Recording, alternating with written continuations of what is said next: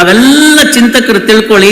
ಇವತ್ತು ಬೇಕಾದ್ರೆ ಈಗ ತಕ್ಷಣ ಗೂಗಲ್ಗೆ ಹಾಕಿ ನೀವು ಧರ್ಮ ಅನ್ನೋ ಪದಕ್ಕೆ ಬೇರೆ ಯಾವ ಭಾಷೆಯಲ್ಲಿ ಕೂಡ ಸಮಾನಾಂತರ ಪದವಿಲ್ಲ. ಘಂಟಾಘೋಷವಾಗಿ ಹೇಳಬಲ್ಲೆ. ದೂರದ ಮಸ್ಕತ್ ಅಂತಕ್ಕಂಥ ರಾಷ್ಟ್ರದಲ್ಲಿ ಹೋಗಿ ಮಾತನ್ನ ಹೇಳಿದ್ದೀನಿ, ಹಲವು ಕಡೆಗಳಲ್ಲಿ ಹೇಳಿದ್ದೀನಿ. ನಮ್ಮ ಇಂಗ್ಲಿಶಿನ ತಾಪತ್ರಯ ಹೀಗೆ, ಧರ್ಮ ಅನ್ನೋದನ್ನ ನಾವು ಕೇಳ್ತು ಅಂದ್ರೆ ಅದು ರಿಲಿಜಿಯನ್ ಅಂತ ಟ್ರಾನ್ಸ್ಲೇಟ್ ಮಾಡಿಬಿಡುತ್ತೆ. ರಿಲಿಜಿಯನ್ ಧರ್ಮ ಅಲ್ಲ. ಮೊದಲನೇದಾಗಿ ಇದನ್ನು ತಿಳ್ಕೋಬೇಕು. ಧರ್ಮ ಅಂತಂದ್ರೆ ಏನು ಅಂದ್ರೆ ಧಾರಯೇತಿಥಿ ಧರ್ಮ ಅಂತ. ಧಾರಯೇತಿಥಿ ಧರ್ಮ ಅಂತಂದ್ರೆ ಏನು ಅಂತಂದ್ರೆ ಒಬ್ಬ ಮನುಷ್ಯ ಇನ್ನೊಬ್ಬ ಮನುಷ್ಯನನ್ನ ಮೊದಲನಾಗಿ ಕಾಣಬೇಕು. ಓದಿ ಬ್ರಾಹ್ಮಣನಾಗು, ಕಾದು ಕ್ಷತ್ರಿಯನಾಗು, ನಿನ್ನೊಲವಿನಂತಾಗು, ಏನಾದರೂ ಸರಿಯೇ ಮೊದಲು ಮಾನವನಾಗು ಅಂತ ಹೇಳಿದ್ರಲ್ಲ, ಅದು ಮಾನವ ಧರ್ಮ. ಕಳಬೇಡ, ಕೊಲಬೇಡ, ಶಿಶಿಯ ನುಡಿಯಲು ಬೇಡ, ಈ ತನ್ನ ಬಣ್ಣಿಸಬೇಡ, ಇದರ ಹಳೆಯಲು ಬೇಡ, ಇದೇ ಅಂತರಂಗ ಶುದ್ಧಿ, ಇದೇ ಬಹಿರಂಗ ಶುದ್ಧಿ ಅಂತ ಹೇಳಿದಂತಕ್ಕಂಥದ್ದು. ಇದನ್ನೆಲ್ಲ ಗಮನಕ್ಕೆ ತೆಗೆದುಕೊಂಡಾಗ ನಮಗ್ ಬರ್ತಕ್ಕಂಥದ್ದು ಧರ್ಮ ಅಂದ್ರೆ ಏನು ಅಂತ. ಹಾಗಾದ್ರೆ ಏನ್ ಸರ್ ಧರ್ಮ ಅಂತ ಹೇಳಿದ್ರೆ, ನೀವು ಸ್ವಲ್ಪ ಮಹಾಭಾರತವನ್ನು ನೋಡಿದ್ರೆ ಧರ್ಮರಾಯನೇ ಅಂತ ಕರೆಸ್ಕೊಂಡಂತ ಯುಧಿಷ್ಠಿರನಿಗೆ ಭೀಷ್ಮ ಶರಶಯ್ಯನಲ್ಲಿರ್ತಕ್ಕಂಥ ಸಂದರ್ಭದಲ್ಲಿ ಆಗ ಕೃಷ್ಣ ಹೇಳ್ತಾನೆ, ನೋಡಪ್ಪ ನೀನೇನಾದ್ರು ಧರ್ಮದ ಬಗ್ಗೆ ತಿಳ್ಕೋಬೇಕಾದ್ರೆ ಭೀಷ್ಮ ಅಲ್ಲಿ ಇನ್ನೇನು ಸಾಯ್ತಾ ಇದ್ದಾನೆ, ಶರಶಯ್ಯನಲ್ಲಿದ್ದಾನೆ, ಇನ್ನೊಂದು 2-3 ದಿವಸಗಳಲ್ಲಿ ಅವನ ಇಚ್ಛಾಮರಣಿ, ಉತ್ತರಾಯಣ ಬಂದಿದೆ, ತೀರಿ ಹೋಗ್ಬಿಡ್ತಾನೆ, ಧರ್ಮದ ಬಗ್ಗೆ ಬೇಕಾದ್ರೆ ಕೇಳಿ ಹೋಗು ಅಂತ ಹೇಳಿ ಯುಧಿಷ್ಠಿರನನ್ನೆಲ್ಲ ಕಳಿಸ್ತಾನೆ. ಯುಧಿಷ್ಠಿರ ಧರ್ಮರಾಯನ ಹತ್ರ ಹೋಗಿ ಕೇಳ್ತಾನೆ, ಹೀಗಾಗಿದ್ಯಲ್ಲಪ್ಪ ಧರ್ಮ ಅಂದ್ರೆ ಏನು ಅಂತ. ಆಗ ಯುಧಿಷ್ಠಿರ ಹೇಳ್ತಾನೆ, ಧರ್ಮವನ್ನ ಈ ಪುಟ್ಟ ಬಾಯಿಂದ ಏನು ಹೇಳಪ್ಪ ಯುಧಿಷ್ಠಿರ ಅಂತ. ಭೀಷ್ಮನ ಕಥೆಯೇ ಹಾಗಾಗಿದ್ರೆ ನಮ್ಮ ನಿಮ್ಮ ಕತೆ ಹಾಗಿರ್ಬೇಕು. ಹಾಗಾದ್ರೆ ಧರ್ಮ ಏನು ಸಾರ್ ಅಂತ ಕೇಳ್ತು ಅಂತಂದ್ರೆ, ಮೊಟ್ಟ ಮೊದಲನೇದಾಗಿ ನಮ್ಗೆ ಸಿಗ್ತಕ್ಕಂಥದ್ದು ಜಾಯಮಾನೋ ಭವತಿ ತ್ರೈಋಣಾಹ ಅಂತ. ಏನು ಅಂತಂದ್ರೆ ಮನುಷ್ಯ ಹುಟ್ಟನೆ 3 ಸಾಲಗಳನ್ನ ಪಡ್ಕೊಂಡು ಹುಟ್ಟಾನೆ ಅಂತ. ಯಾವ್ಯಾವ ಸಾಲಗಳು ಅಂತಂದ್ರೆ ದೈವ ಋಣ ಅಂತ. ಯಾರ್ಯಾರು ದೇವರನ್ನ ನಂಬ್ತೀರಿ ಅವ್ರಿಗೆಲ್ಲರಿಗೂ ಕೂಡ ದೇವರು ಅಂತಂತಂದ್ರೆ ನಮ್ಮ ಕಲ್ಪನೆ ಏನಿದೆ, ಒಂದು ವೆಂಕಟೇಶ್ವರನ ಮೂರ್ತಿಯೋ, ಗಣೇಶನ ಮೂರ್ತಿಯೋ, ಪಾರ್ವತಿ ಮೂರ್ತಿಯೋ, ದುರ್ಗಿ ಮೂರ್ತಿಯೋ, ಆಂಜನೇಯನ ಮೂರ್ತಿಯೋ, ಅದಲ್ಲ ದೇವರು ಅಂತಂದ್ರೆ.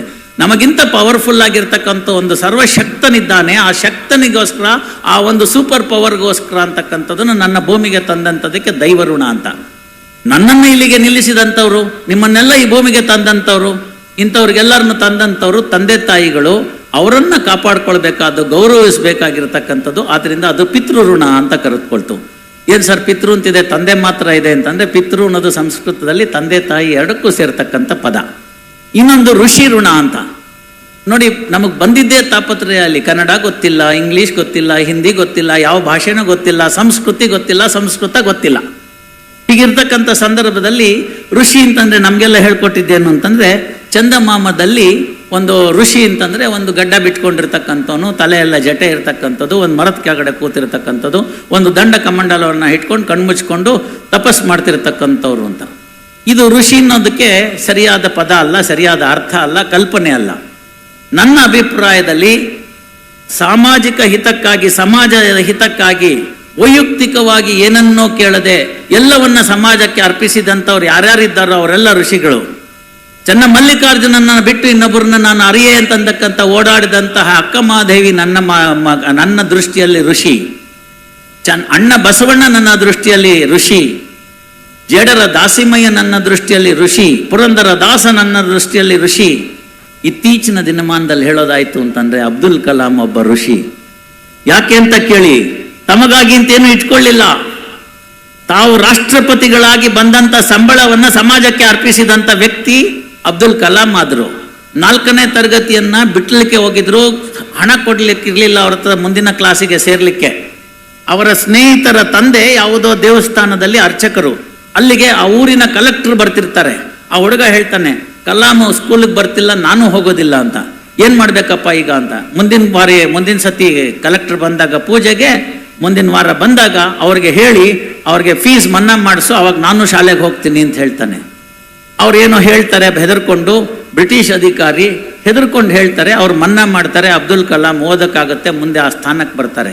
ರಾಷ್ಟ್ರಪತಿಗಳಾದಾಗ ಕೃತಜ್ಞತೆಯನ್ನ ಮರೆಯೋದಿಲ್ಲ ಅವರು, ಕೃತಜ್ಞರಾಗೋದಿಲ್ಲ. ಕೃತಜ್ಞರಾಗಿ ಆ ವ್ಯಕ್ತಿ ಎಲ್ಲಿದ್ದಾರೆ, ನನಗೆ 4ನೇ ಕ್ಲಾಸ್ನಲ್ಲಿ ಸೇರಿಸ್ಕೊಂಡು ಓದಿಸ್ಲಿಕ್ಕೆ ಆಗುತ್ತೆ, ನನ್ನ ಸ್ನೇಹಿತ ಎಲ್ಲಿದ್ದಾನೆ ಅಂತ ಹುಡುಕೊಂಡು ರಾಷ್ಟ್ರಪತಿಗಳಾಗಿ ಅವನ ಮನೆಗೆ ಹೋಗಿ ಅವನನ್ನು ತಪ್ಕೊಂಡು, ನಿನ್ನಿಂದ ನಾನು ಇವತ್ತು ಈ ಸ್ಥಾನಕ್ಕೆ ಬಂದಿದ್ದೀನಿ ಅಂತ ಹೇಳ್ತಾರಲ್ಲ, ಇದು ಋಷಿ ಗುಣ. ಇಂಥ ಋಷಿಯ ಋಣವನ್ನ ತೀರಿಸಬೇಕಾದ್ದು ನಮ್ಮ ನಿಮ್ಮ ಕರ್ತವ್ಯ.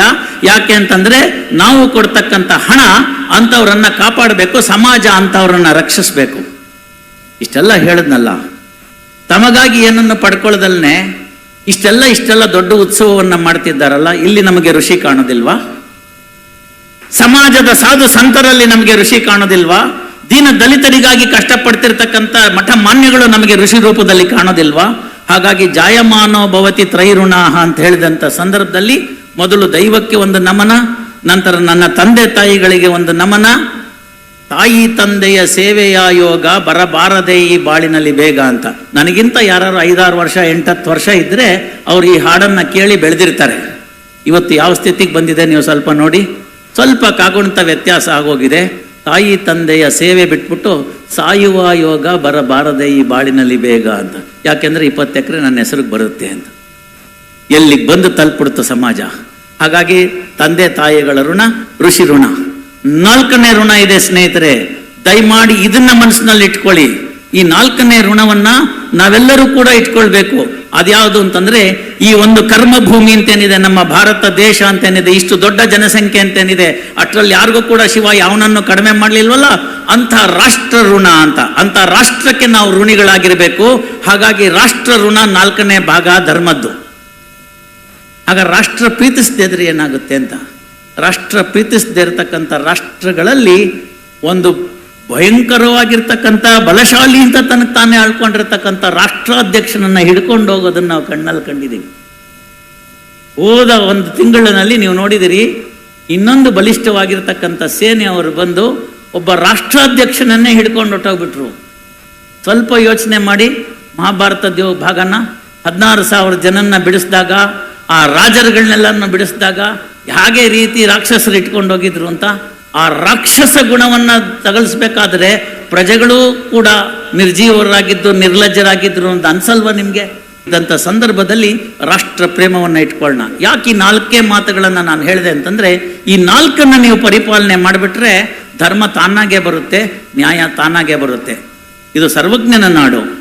ಸರ್ವಜ್ಞನ ನಾಡಿನಲ್ಲಿ 17ನೇ ಶತಮಾನದಲ್ಲಿ ಸರ್ವಜ್ಞ ಹೇಳಿದ್ದು, ಅನ್ನವನ್ನು ಇಕ್ಕುವುದು ನನ್ನಿಯನ್ನು ನುಡಿಯುವುದು ತನ್ನಂತೆ ಇತರರ ಬಗೆದೊಡೆ ಕೈಲಾಸ ಭಿನ್ನಾಣವಕ್ಕೂ ಸರ್ವಜ್ಞ ಅಂತ. ಮೊದಲನೇದು ಗೊತ್ತಾಯ್ತು ಅನ್ನವನ್ನು ಇಕ್ಕುವುದು ಅಂತ. ಗುರುಗಳು ಮಾಡ್ತಾ ಇದ್ದಾರೆ ದಾಸೋಹ. ಬಸವಣ್ಣವ್ರು ಹೇಳಿದ್ದು ಕಾಯಕ, ಶುದ್ಧ ಕಾಯಕ ಅಂತ ಹೇಳಿದ್ರು. ನಾಯಿ ಹಾಲು ಪಂಚಾಮೃತಕ್ಕಲ್ಲ ಅಂತ ವಚನೆ ಬರೆದ್ರು. ಅಲ್ಲಿಗೇನಾಯ್ತು, ಯಾರು ಅನ್ಯಾಯವ ಮಾರ್ಗದಿಂದ ಸಂಪಾದನೆಯನ್ನ ಮಾಡಿದ್ದಾರೆ ಅದನ್ನು ತಗೊಂಡು ಬುದ್ಧಿಯವರ ಕಾಲ್ಗಿಟ್ರೆ ಶಿವ ಒಪ್ಪಲ್ಲ. ಅರ್ಥ ಮಾಡ್ಕೊಳ್ಳಿ. 1,00,000 ರೂಪಾಯಿಯನ್ನು ನಾನು ಅನ್ಯ ಮಾರ್ಗದಿಂದ ಸಂಪಾದಿಸಿದೆ, ಅದರಲ್ಲಿ 10% ಅಂತ 10,000 ರೂಪಾಯಿನ ಸಿರಿಗೆರೆ ಹುಣ್ಣಿಮೆ ಕೊಟ್ಬಿಟ್ಟಿದ್ದೀನಿ, ಅಲ್ಲಿ ಮಾಡಿದಂಥ ಪಾಪ ಇಲ್ಲಿ ಮಾಡಿದಂಥ ಪುಣ್ಯಕ್ಕೆ ಸರಿ ಹೋಯ್ತು ಅಂತಂದ್ರೆ ಆಗೋದಿಲ್ಲ.